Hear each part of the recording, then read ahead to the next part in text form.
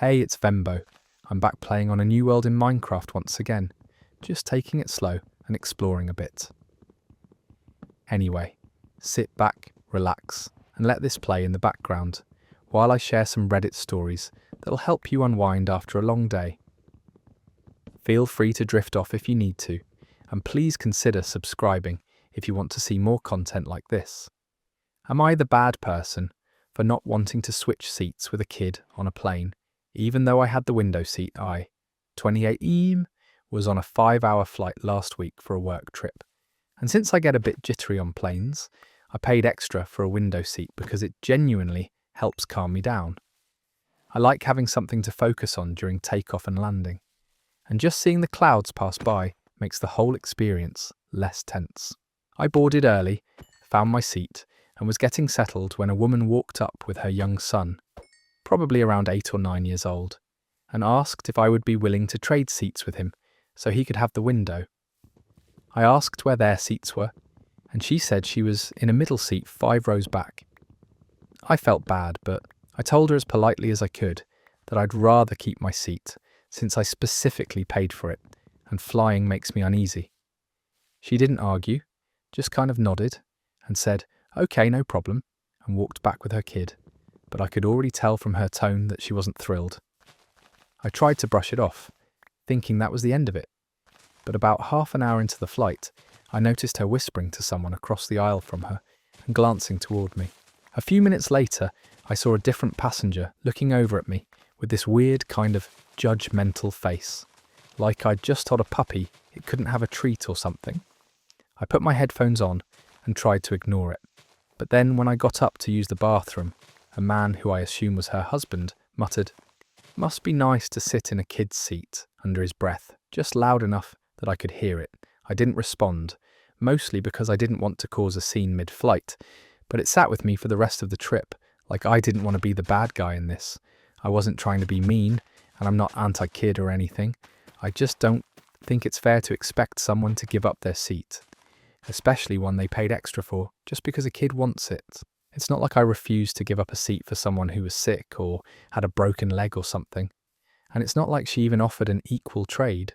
She wanted to swap my window for a middle seat in a totally different row. That didn't sit right with me, and honestly, it still doesn't.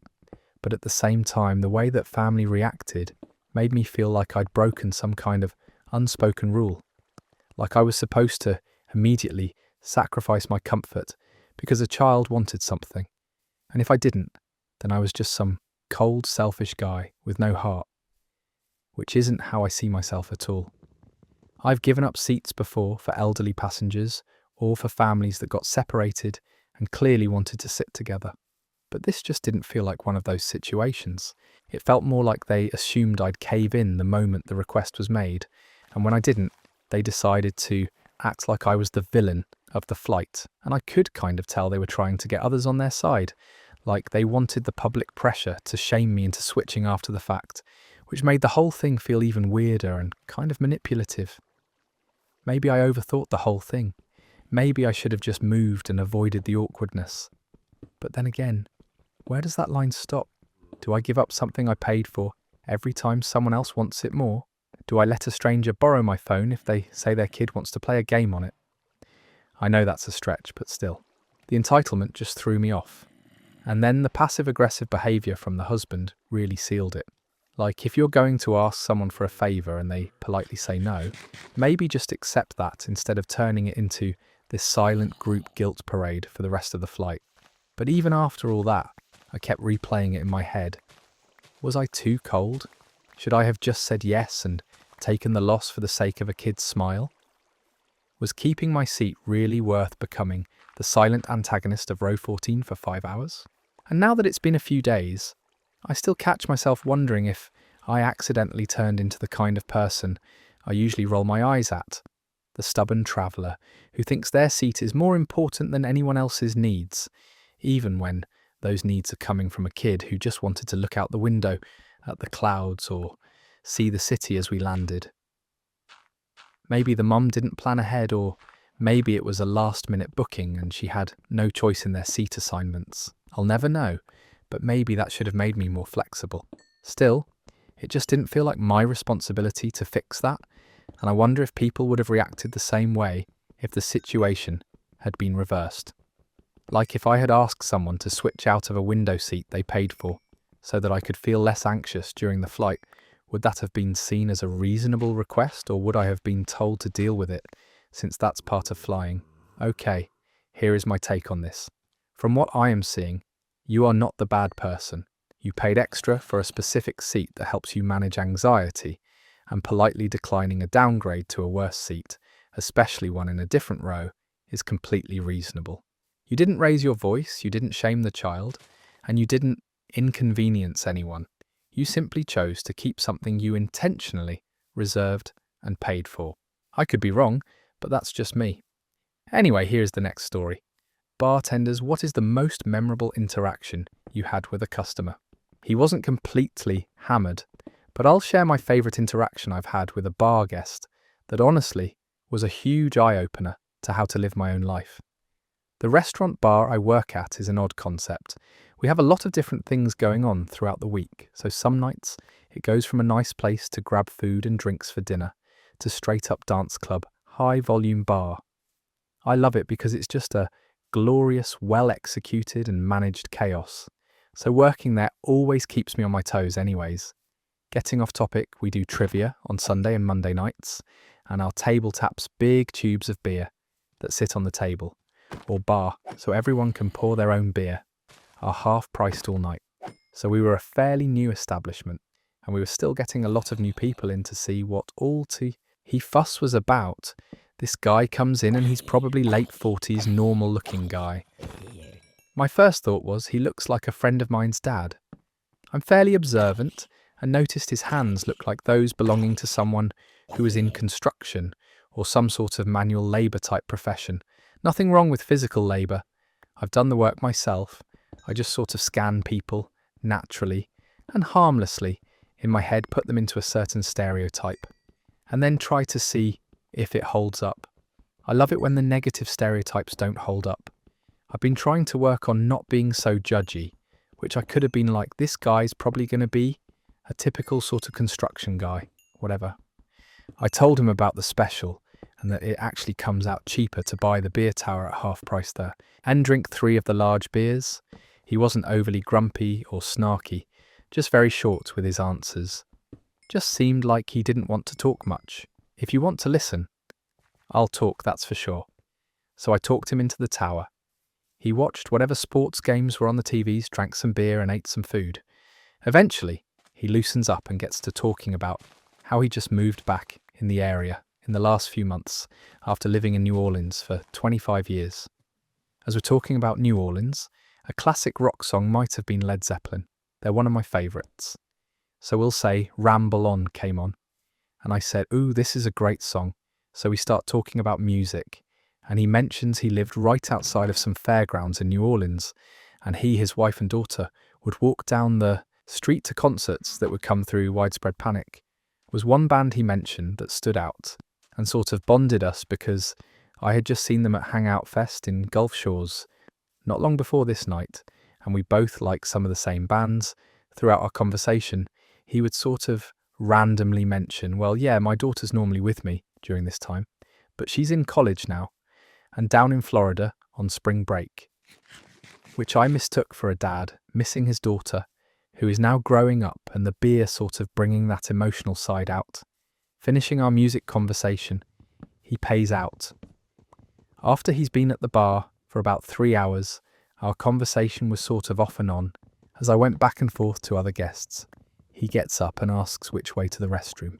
As he comes back from the other room, and by my bar, I'll never forget it, as long as I live.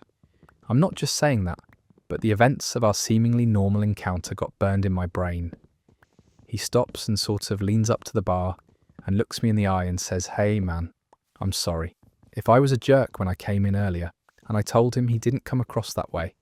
Guess he realised how short and sort of unapproachable he was being at first, and the beers brought out that apology, and he said, well, thank you for still talking to me. It's been a rough day because this is the first year my daughter hasn't been with me today, and it's the 4-year anniversary of my wife of 30 years passing away. So thank you for not just dismissing me."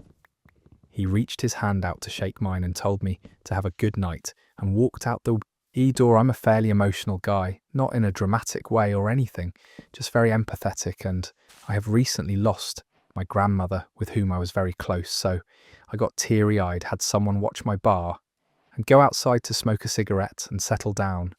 And it's still an encounter I think of almost every day. Those minutes after that, just thinking by myself, were so profound.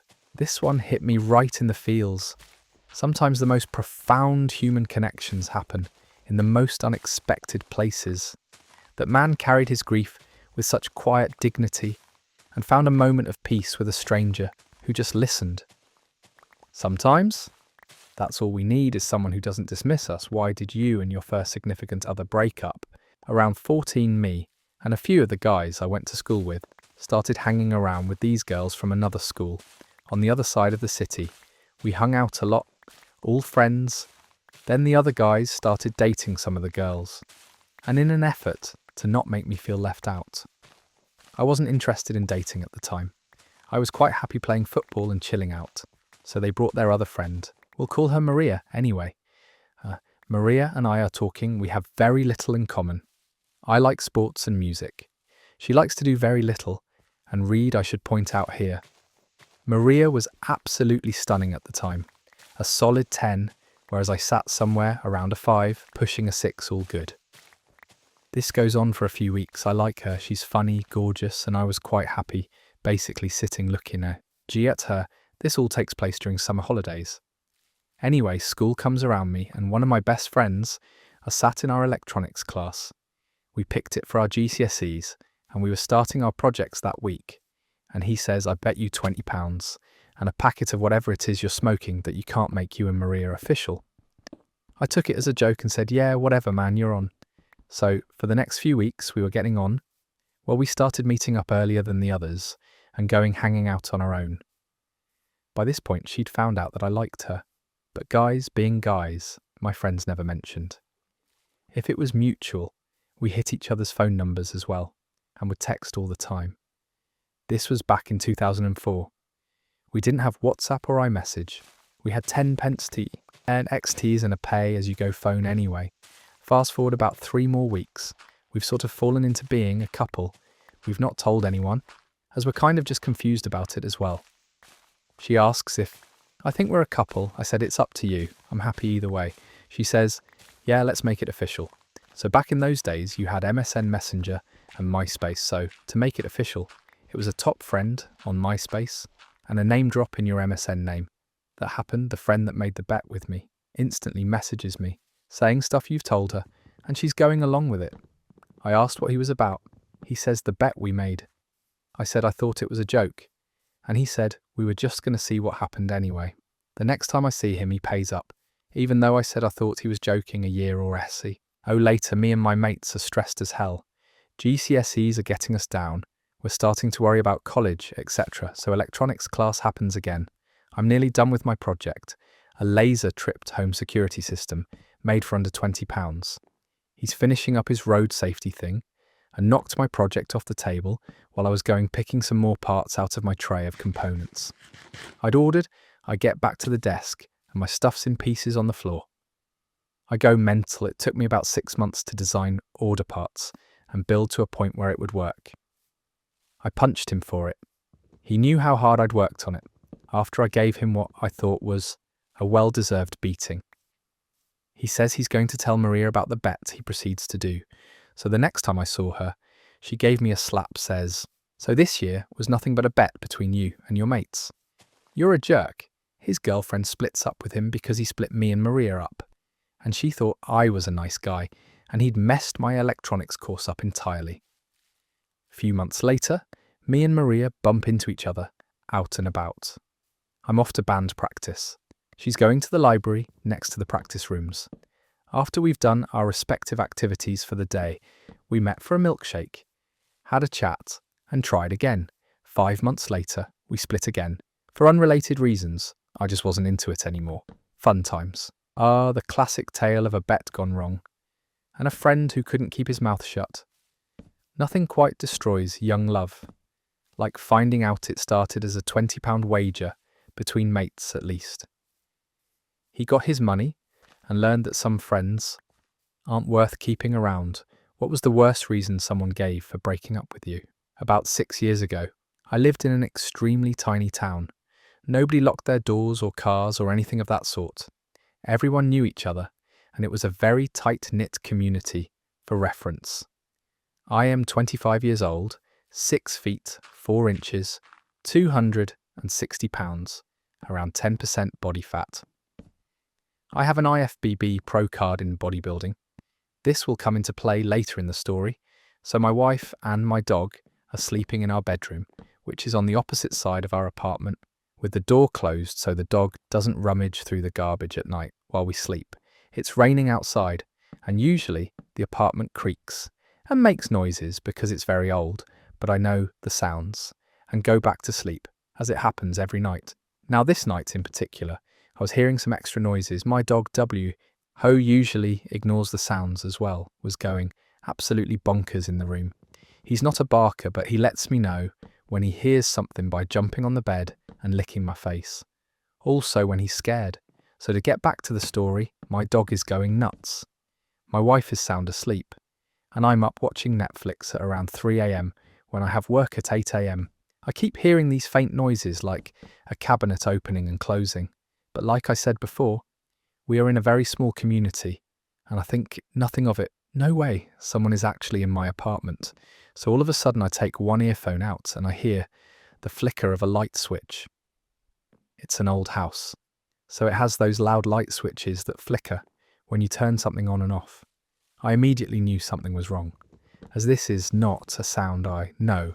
Romali here, and I get up and crack my door open just a little and see a light on in the near kitchen room. I know I shut all the lights before showering before bed, so I leap into action. Wake up my wife and tell her to stay here with the dog and lock the door, and to not come out unless I say everything is safe. I walk into the kitchen and there is a guy, probably late 30s, going through every drawer and cabinet. I said hey in a loud voice and scared the absolute hell out of the guy. I guess he thought no one was home and he charged at me. So for reference, remember, I said 6'4", 260, and this guy charging at me around 5 feet 10 inches, 160. So he charges at me and I shove him against my wall with my forearm against his neck, make a huge hole in the wall and begin to head it. Tee the guy until he's nearly unconscious. I turned him around and proceeded to hold him in a chokehold, and out of nowhere, his wife. I later found out his wife was also in my apartment and came charging at me. I put up my foot exactly how you would imagine it in the WWE, and I kicked her right in her gut, and she fell to the floor. So now the guy is unconscious, the girl is on the floor in massive amounts of pain, and I'm standing there covered in blood from this guy's face. I feel funny, not sure what this feeling is. I feel cold in a spot on my stomach, sort of like if you spit on your stomach and a strong gust of wind comes, and it feels extra cold, you know what I mean. Well, I looked down and realised I got stabbed. I had a 4.5-inch knife in my abdominal muscle while I was headbutting. This guy, he was able to sneak a knife he had right into my gut without me realising it. I quickly start to panic and call 911. I sit there until they come, go to the hospital, nearly dying. I recovered well, missing all vital organs, and when I woke up in the hospital I had police there and was told that the guy robbing my apartment was dead. My headbutts broke his skull and he internally bled out in his brain. My heart sank. Yes, the guy stabbed me. Yes, the guy threatened my wife and dog, who was like my son. And yes, he came onto my property, but I did not want to end anyone. Well, anyway, to sum up the story, when I awoke in the hospital, and they told me this, my wife divorced me on the spot, saying she can't stay married to someone who ended someone else, regardless of the situation. Hold up, let me get this straight. This man defended his home, his wife and his dog, against 2 burglars who broke in and stabbed him, and she divorced him for it. Imagine being that ungrateful to someone who literally almost died protecting you. Some people really don't deserve the heroes in their lives. What reason did you break up with your boyfriend or girlfriend that they will never know about? I watched him cheat on me, and he will never know we lived in the same city and had been dating for about 10 months. The last couple of months, his passive-aggressive manipulations had begun to come a bit more transparent, but I was young and convinced I could fix everything on a Friday. When we had plans, he called to say a friend at work had been fired, and he was going to go out with him to help cheer him up. It was fine, I said, and he hung up before I could finish my sentence, that I left some work papers at his place the night before and needed to grab them. I had keys, so I didn't think anything of swinging by after dinner and drinks with my brother to let myself in to grab them. As expected, he and his 2 best friends' roommates were out, and what was not expected was when I was in the little office adjoining his bedroom gathering my papers. The apartment door opened and a lot of giggling ensued. I kept quiet, as I assumed one of his friends was getting lucky, and I didn't want to interrupt. Imagine my surprise when the giggling and intoxicated slurring approached the bedroom I usually occupied, followed by the squeaking bed springs, and a symphony of noises usually associated with intimate activities. Any hope I might have had that it was one of his roommates too intoxicated to find his own room was dashed when she started yelling his name. As they were both clearly intoxicated, it didn't take long for them to pass out mid-activity.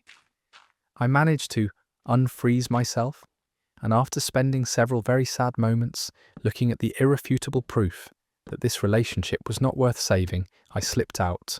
The front door, I spent all night walking the city, at first feeling ashamed that he had cheated on me, then increasingly more angry that I felt ashamed, then finally angry at him by the time morning arrived. I had decided how best to deal with the situation. I walked back to his building and called him when he picked up, clearly, mostly asleep. I told him we needed to talk, and I would be up in 5 minutes, and hung up smiling for the first time, as I imagined his panic 5 minutes later. Sitting in his living room, I simply said I felt we weren't working out, that I was not as happy as I suspected I could be, and that while our relationship used to be exciting, it was feeling more like a chore. I wished him the best and was walking out the door before he managed to pick his jaw off the floor on a hunch. I went out the back door and was pleased, if not surprised, to find his half-dressed companion crouching out on the fire escape. What followed was weeks of pleading, denial, and desperation on his part. When I was unyielding, he began to be suspicious. Did I know about his indiscretion? He, of course, couldn't ask me in case I didn't know, so he started lashing out at all of his friends and co-workers who had been there that night, accusing them of telling me. And in this manner, they all learned of his infidelity. It caused, I later found, some major rifts between him and his friends, as they all liked me, and led to him being let go at work for increasingly erratic behaviour and causing hostility with his co-workers. Now that is what I call a masterclass. In ice-cold revenge, she turned his own paranoia against him and watched his life implode from the sidelines, without lifting a finger. Sometimes, the best revenge is just letting someone destroy themselves, while you walk away with your dignity intact. Absolutely brilliant. Parents have read it. Why are you disappointed in your adult child? I just disowned my stepson last week. He came into my life at 12, a few months short of turning 13. He turned 23 a couple of months ago. It's been 10 years of hell. I missed my children. Divorce sucks, and I didn't see them enough, and really looked forward to him being my son. I knew from the moment he moved in that he was lying to me about virtually everything. No matter how big or small, he would deflect outright lies. He started getting bad grades in school, claiming, I don't want to be a nerd. We worked with him.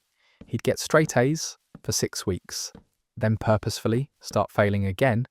Then he got involved with the less desirable elements, older than him as well. He started fighting a lot, became his group's enforcer.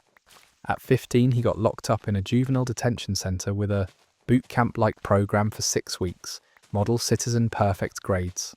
Respectful, the instructors told us that they had no idea why he was even there. Came home 3 days before his 16th birthday. Perfect gentleman on his birthday. He went out with friends and disappeared for days, came back. Had obviously been using something, got in a fight with his mother. Left, came back, kicked in the back door, and stole some electronics. We called the cops and they had him in 30 minutes on his way to the pawn shop in court. The next day, he was rude and belligerent, did 6 months in real juvenile. This time came home, after Christmas, back to school, back to fighting, finally got jumped by 3 guys with brass knuckles that put him in the hospital, finally quit fighting, dropped out of high school, at 17 go. T married a few months later, my wife is an idiot for supporting it, gets her pregnant. They split up a few months in Q, the cycle of him arguing with his mother, being hateful and nasty to her, and leaving weeks or months go by. He comes back over the course of the last 6 years. There have been girlfriends living with us because my wife cannot say no to her little boy. He won't hold a job. Best streak of working is about 2 months. Meanwhile, he's been locked up multiple times for substances, being in a burglary ring. Domestic violence, driving without a license, failure to pay child support. Did I mention that there are 2 kids by different mothers? Now the latest is a return of one of the psycho girlfriends that I have explicitly banned from our property. That's crazy. Turns out a few weeks back they informed us that she's pregnant. At the same time, I warned her that the more she lets them hang out while I'm away, the better the chance that something bad happens. It did. He had one of his flare-ups. One evening late, I'm out of town. He's stone cold sober, gets pissed off at nothing really. I reviewed the security footage, proceeds to get into an argument with his mother screaming in the front yard. It moves over by the garage, grabbed her and threw her down on the driveway, landed on the corner of the concrete. On her tailbone, couldn't get up, spent most of the night in the hospital. I drove in from 2 hours away in the middle of the night. She's okay, but it could have been much worse. This is one more in a long string of events that culminated in physical violence. For the first time, I didn't mince W. Ords never again disowned. She has agreed somehow.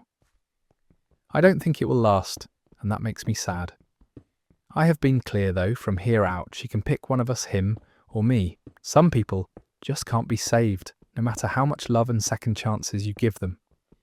This man spent 10 years trying to be a father to someone who repaid him with violence and chaos. There comes a point where protecting the people you love means cutting out the poison, even when it breaks your heart. What is the deepest, darkest secret you found out about a friend that really messed with your head? When I was around 8 years old, I met a girl named, let's call her Molly. Her family had moved in that summer to a house a few houses down, and I really didn't see her for the first month or 2. That summer, my first memory of her was when I was playing with a small anthill in my backyard, and she came over and joined me. She showed interest in my anthill, and by 8-year-old logic, she was the coolest person ever, and we became best friends. We would play every day that we could in her backyard or my backyard, go to the pool, ride bikes, ride scooters, and play basketball. Basically, if I went outside, she would be out with me. A few years later, we were still best friends and did everything together when we were about 12, 13-ish. I remember it was the late fall of 7th grade when she didn't show up for a month of school. When she came back, she didn't really tell me why she was gone. She said that she was sick and was taking medication to get better, so I never thought too much about it. After that, we would still hang out every day, but I started to notice that she wasn't the same. She wasn't as hyper as she always was, like she would have to take breaks more often when we were doing stuff the summer before. 8th grade and 8th grade, she still seemed pretty normal, but I remember that her mum would call her in to take medication, and she couldn't stay out as long with me anymore. High school started, we went to the same high school, but didn't get to hang out as much because I was playing baseball. And she started to take up playing the piano. She used to play softball, baseball with me, until she said she had to stop playing baseball, so she took up an instrument because of our different schedules. We didn't get to see each other too often, and we would once or twice a week, but it felt like we never talked in the summer. After freshman year, we used to hang out every day, but she couldn't go out as much. She would be inside her house more, and I would go over to her place and watch TV, play video games. And she got really good with the piano, so she would play when my family would go over for barbecues. This summer was also the same summer she was going to the doctors. More often, she would always tell me it was just a checkup, and if she didn't say checkup, she would say she was getting testing done. She would tell me that she was okay, but I knew something wasn't okay. Our family shared a beach house down in South Carolina, that we would go to in August of each summer, about the second week of being there. That's when I found out we would go out to the boardwalk pretty much every morning before it got too hot, and just go to the beach, get ice cream cones every day, and do whatever. This was the first summer that her dad had to come with us everywhere, and it wasn't really a big deal. Neither one of us really minded, but I didn't know why he wanted to come. We were standing in line to get food when I saw her pass out in the middle of ordering food for everyone. I was freaking out while her dad called her mum to meet them back at the house, because Molly passed out, so he picked her up and we ran back to the house, which was about 5 minutes away, and just got in their car and started speeding towards the local hospital. Her parents took her to emergency care, and I waited in the waiting room. I called my parents and told them what happened, and they met me at the hospital. About 6 hours later, I was allowed to see her, and she told me that she was okay and that she must have passed out from the heat and not drinking enough water. She was staying at the hospital overnight, so she and my parents took me out to eat and stopped by the house first to get changed and stuff. Before heading back to the hospital, I had just finished showering and getting changed when her mum stopped by my room and told me that she and my parents had to talk to me. This was the scariest moment of my life. Her parents had told me that Molly was diagnosed with ALS amyotrophic lateral sclerosis back in the nth grade, and that she wasn't expected to live much longer. Her condition was getting worse, and she might only live for a few more years. I didn't know what ALS was, so they were explaining it to me, and I remember crying for hours. I went back to the hospital with her parents to check up on her and get her food. And then we went to her room, and they told her that they told me what was happening. She was literally a year or two from death, but she didn't cry or feel sorry for herself. She had just passed out and was smiling and joking about saying she wasn't going to have to do her summer projects and homework at least, and was comforting her parents. And she was the most amazing person I have ever met, to be able to be that happy and confident in the face of death.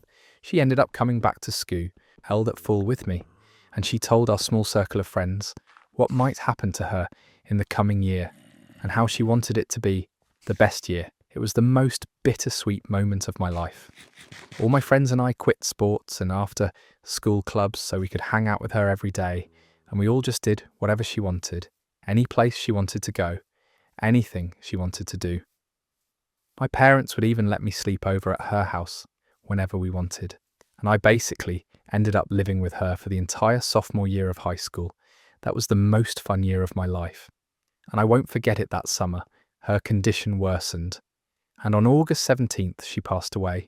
She was the prettiest, smartest, funniest, most confident, outgoing, energetic, friendliest and loving person I will ever know. I'm not crying, you're crying. This is what true friendship looks like when you find out your best friend is dying. You don't waste time feeling sorry for yourself. You make every moment count. This girl faced her own mortality with more grace and courage than most adults ever will, and her friends honoured that by giving her the best year of her life. People with traumatic childhoods. What are the effects the trauma had on your adult life? I had it okay, but having an alcoholic dad still trying to forgive, we're working on it for sure. Did a few things to my personality. I'm very quick to get defensive. I can feel it in my chest. Critiques or comments about small innocuous things can put me in survival mode, partly because I think I spent so much time in survival mode, justifying anything I was currently doing, that I have difficulty getting out of it. I hate having to justify myself, but I tend to over-explain everything to get out ahead of the argument. I assume is coming typing that out. Just made me realise I'm very often trying to get out ahead of an argument before one even starts. I remember, when I was in high school, my dad came screaming into my room that I was napping too much and that I was on some substances. Admit it in reality. I had a 6 a.m. weight training class. I felt like I needed to take, because then maybe I wouldn't be as much of a target for him. And my only time of relative peace was late at night, after everyone was asleep. So I slept like 5 hours, went to school, then came home and napped for an hour before I had to go to work until midnight. Things that aren't really Attacks feel like attacks because that's how it would always start. Passive-aggressive comment, then full-blown explosion later. If a couple of comments didn't work, I can read the emotional state of a room. I'm always looking and noticing how people are feeling. It is not out of altruism, but out of habit. Had to get good at it. Kept anger and comments away from my brother. I'm almost 100% accurate. I can't read minds, but I notice if so. Mioni's feeling upset or annoyed very early, or if there's some tension, I need absolute quiet to sleep. People noises in the middle of the night immediately bring me from 0 to 11. I need to know what the noise is, what is going on, who is where. I don't find any difficulty in cutting people out of my life. And that one is concerning. I feel like a normal response to that would be to at least grieve a bit, but it's just a matter of fact with my thoughts. Okay, they are gone forever now. I don't talk to them moving on. Overthinking and over-planning after one argument. Okay, that person is gone now. We had an argument. They hate me forever. So let's plan on how to never see them again. When someone in the room is angry, anxiety goes through the roof. Heart rate goes to the moon. Must fix, can't let the Angie. Get worse, do whatever you can to appease. Now it's going to be very bad if you don't fix their anger. I tend to keep my interests to myself and only share them if I'm certain the other party is also interested in the same things. Everything my dad didn't already like, music, any sport I played that he never did. Hobbies he wasn't interested in was deemed stupid, dumb waste of time. How could you call that music, etc. So I just stopped advertising what I thought was cool. I still tailor playlists, movies, activities, etc. to the people. I will be around, I think, in a subconscious effort to avoid setting anyone off. Difficulty saying no, and people pleasing, especially in my career, one that I really need to keep working on, is how I've somehow internalized certain insults and tossed them about casually, especially on the internet. I hate how I go from normal disagreement to, you mouth-breathing idiot. You're the dumbest person alive. Quick to anger. I hate being told I'm wrong, much more than the average person growing up. No matter what evidence or what have you, I was wrong, and sometimes guess what, I am wrong. But when I'm in an argument or a disagreement, it brings me right back to when my dad would be clearly waiting for me to stop talking so he could yell at me until I shrunk back down. And I feel like I have to die on whatever hill I am currently on, or it's all over. I'm never going to get people to listen to me ever again. I'm really trying to work on this, but my knee-jerk reaction is you're not listening to me. I'm right back to being a kid trying to explain how I couldn't have broken the dang there. Nung on the back of the TV, just admit it, dang it, because I was at school all day. One response only to yelling, tense argument, etc. Shut down completely and stop talking while stewing in anger. Trauma rewires your brain in ways that stick with you forever.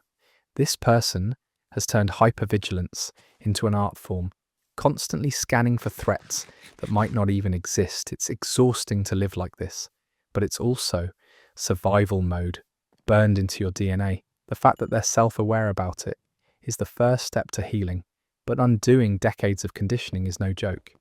How did you stupidly make your medical condition worse? It was Valentine's Day, and I was sick, fever chills, fatigue, nausea, and general misery had kept me home for the day. I'm in the medical field myself, and it seemed that the entire region was currently decimated by this year's influenza strain. So no biggie, that weird twinge in my side that started a few days ago was probably a pulled muscle from too many back stretches at the dance studio. Right? I had shrugged it off, but now it legitimately hurt with every step I took. Fine, I'll go to the stupid clinic today, but later first, I need some more sleep. I woke up with barely enough time to fling myself out of bed and towards the hall bath, getting there just in time to vomit more fluids than I thought I'd consumed. Also, I noticed the lack of coughing or congestion that typically arrives with the flu, so there's something else going on. That pain is right over my left kidney, but it's probably nothing. Okay, then I should probably get my sick self to the nearest urgent care clinic, and I definitely shouldn't be driving.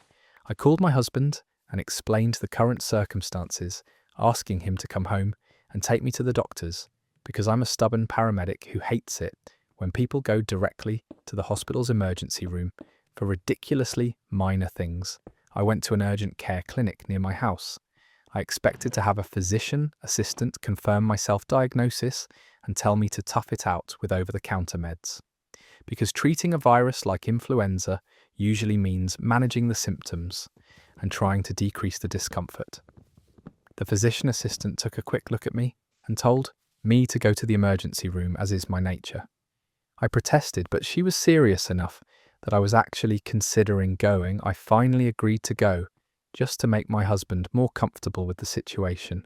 But I fully expected that this was a waste of time and hours of my life. I'd never get back by the time we arrive. I've accepted that I have a kidney infection, but still feel the emergency room is overkill after triage and a preemptive blood draw for labs.